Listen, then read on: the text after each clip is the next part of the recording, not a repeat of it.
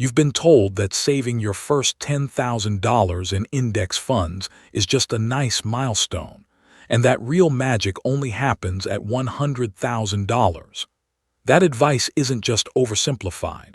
It's quietly costing you thousands in wasted momentum. In reality, $10,000 is the exact point where your wealth creation shifts from pure manual labor to market physics.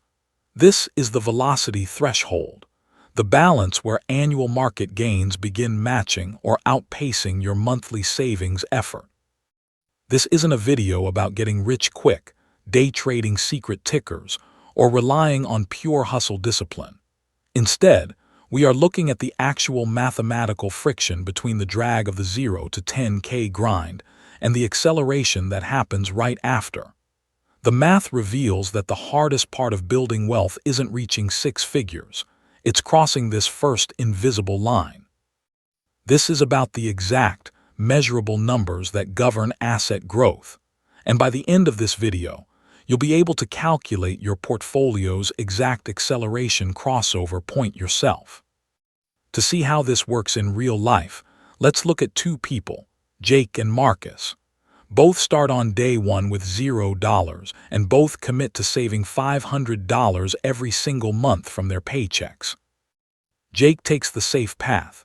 He deposits his $500 a month into a high-yield savings account. He wants to wait until he feels safe enough before touching the stock market. Every month, Jake logs into his banking app and feels great. His balance moves up in a straight line. There are no surprise drops, no bad news, and no emotional stress. He believes he is playing smart because he has total control. Marcus takes a different route. He sets up an automatic transfer of $500 a month directly into a low-cost total stock market index fund.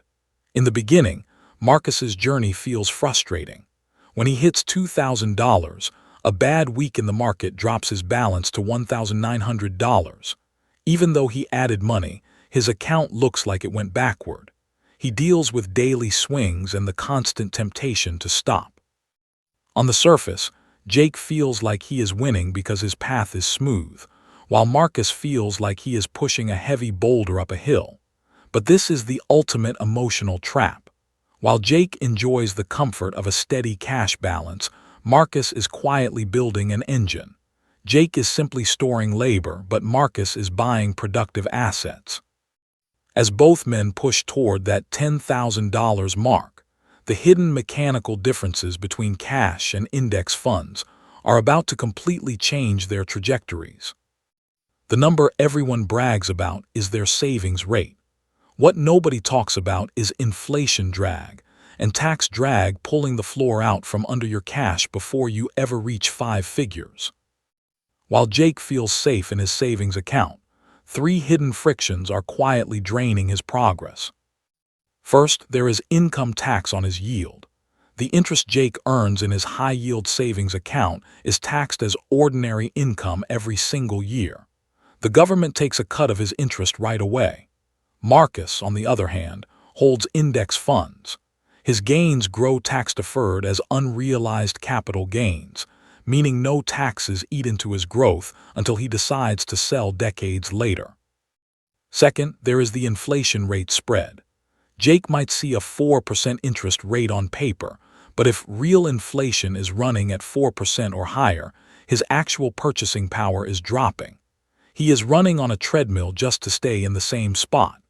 Meanwhile, broad market index funds own real businesses that can raise prices, allowing Marcus's money to outrun inflation over time. Third, look at the effort-to-return ratio.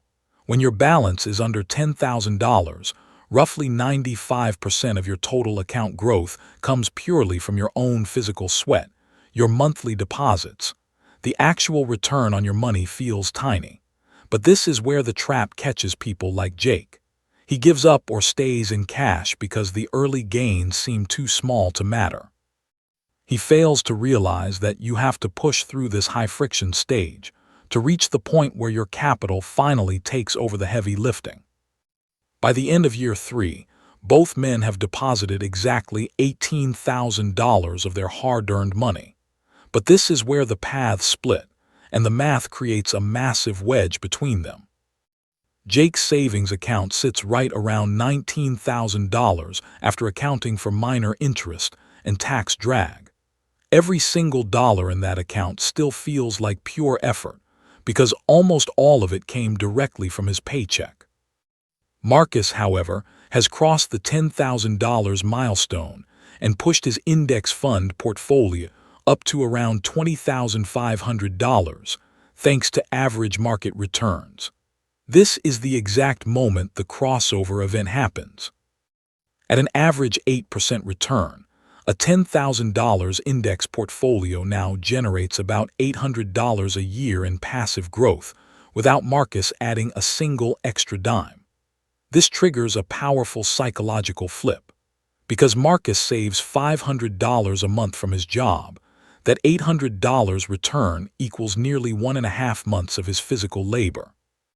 Marcus is no longer funding his account all by himself. His money is now working alongside him, paying for nearly 2 full months of his annual contributions. While Jake still has to carry 100% of the load with his own sweat, Marcus has hired his money as a full-time worker.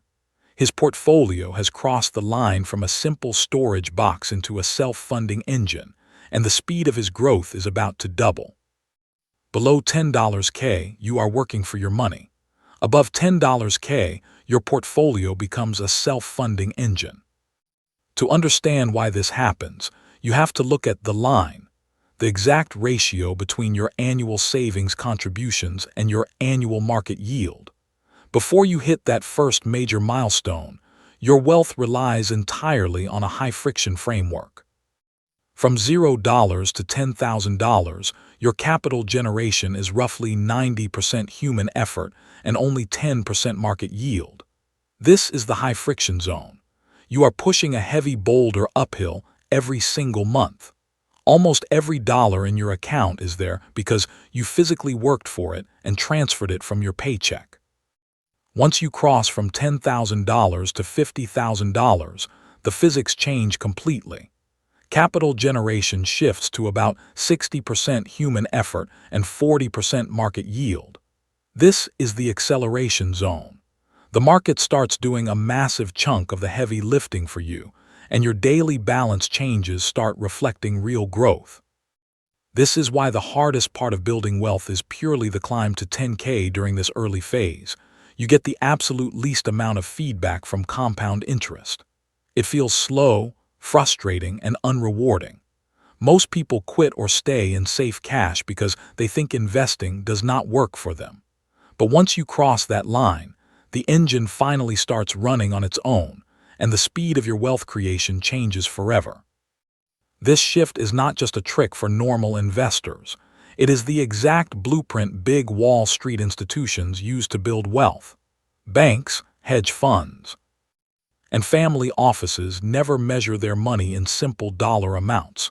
Instead, they look at two main things: capital efficiency and drag elimination. Big institutions know that every time you pay a tax or trade in and out of an asset, you create friction that slows your money down. That is why they use total return indexing to buy assets and hold them for decades. By doing this, they delay tax events indefinitely. They let every single dollar compound year after year without taking a cutout for taxes along the way. Crossing your first $10,000 threshold allows you to play the exact same game. Before hitting this baseline critical mass, you are playing defensive wealth building. You are stuck trading your personal time and hard work for every single dollar you save. Once your portfolio crosses that line, you switch from defense to offensive allocation. You stop relying solely on your paycheck to fund your future. Instead, the annual yield from your existing investments begins funding your next round of investments. You are no longer just putting money into the system. The system is generating its own new capital. Institutional investors operate this way at the billion-dollar scale, but the exact same rule applies to your personal index funds the second you reach critical mass. Fast forward 20 years, and the final scoreboard shows two completely different lives. Jake, who stayed in safe cash and delayed investing, spent 2 decades running on a treadmill. His wealth grew in a slow, straight line because almost every single dollar in his bank account still came from his manual labor. High tax drag on his interest earnings and constant inflation eroded his gains year after year. After 20 years of nonstop saving, Jake is exhausted, and his total purchasing power has barely kept up with the cost of living. Marcus, who crossed that first $10,000 line early, experiences a massive, exponential leap. Because he let his index funds compound without constantly paying taxes on his gains, his money snowball grew unstoppable. By year 20, the math reaches a shocking tipping point.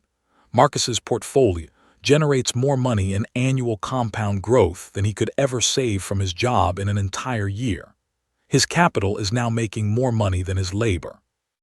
When you look at the spendable freedom metric, real after-tax purchasing power, the gap between them is staggering.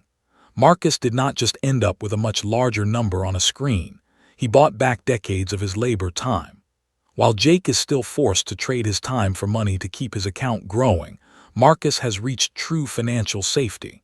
Crossing that early $10,000 threshold did not just build Marcus a portfolio, it gave him his freedom back. Do not try to optimize everything at once.